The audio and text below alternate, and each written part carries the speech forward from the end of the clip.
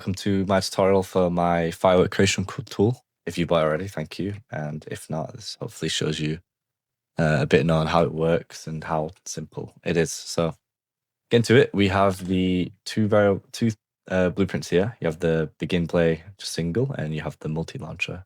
And then you have this data table, which is used for an example right now. I'll show you how to use it all. So the begin play single, what it says, it activates on begin play, and it's just a single rocket. All the variables are the same between the multi and the begin play. So once you've messed about with this as a tester, you can try the multi-launcher if that's what you want.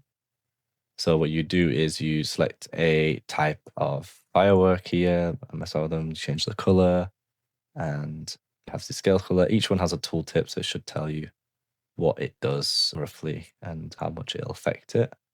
And you can add the smoke, and this one you might need to mess about with a bit, but once you get it down, you can remember your settings. And then the launch speed, distance, delay, variation, all of that.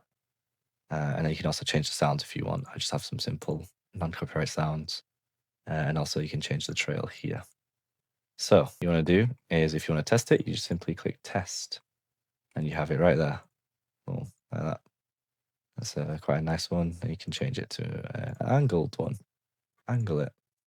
Anything that you want to, really. You can change the size, number of particles, all that. So that's where you test it. And here you can click a random color, although right now you have to let it go. So it makes a random color, but I think you need to move it for that. To change it, you just move it. And there you go. So currently this is set to just begin play. So although it might take a while to load, there you go, just begin play. And have all the sounds there. What you want to do in your engine first off is make sure there's no post-process exposure. If you have one, make sure it's limited or works well with the smoke. If you're not using smoke, you don't really need to plan around it too much. And if you want it to test like you don't want the selection on, you can change the selection in here as well to turn off the outline. And there will be a document for that if you want to do that. But for now, it still works the exact same. I can see it better. If you want to use this in your own blueprints, simply just open it up, and on the event graph, you have a begin play here. You can just add your own firework. So you can add your own event and then use this as well and call this whenever you want, or any type of event really. You can call anything. Just link it to here and it'll work the same. If you just want the firework to explode, you can link it to the test. Whatever you want to do. The main reason for this tutorial is actually to use the multi-launcher. So the multi-launcher uses this data table, and that's quite complicated, but this is just an example. You can delete it and just change it if you just want to use my data table.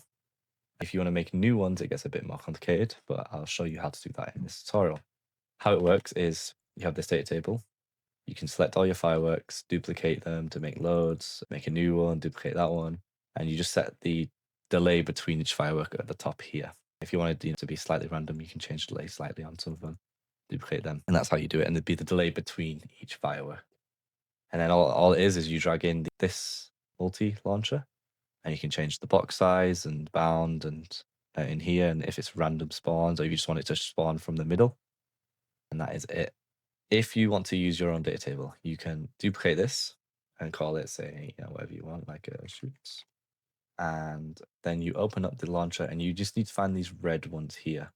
So I wasn't able to take out all the variables for this, but what you do is open this little red one here and change it to your shoot table.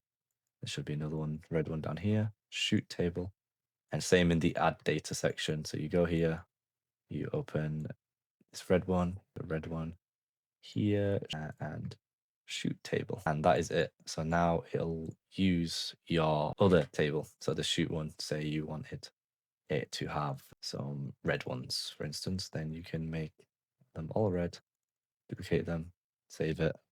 You can also change the begin play in there as well to whatever you want in the event graph. Just change it from begin play to anything that you want on the begin play. And there you go, the red ones.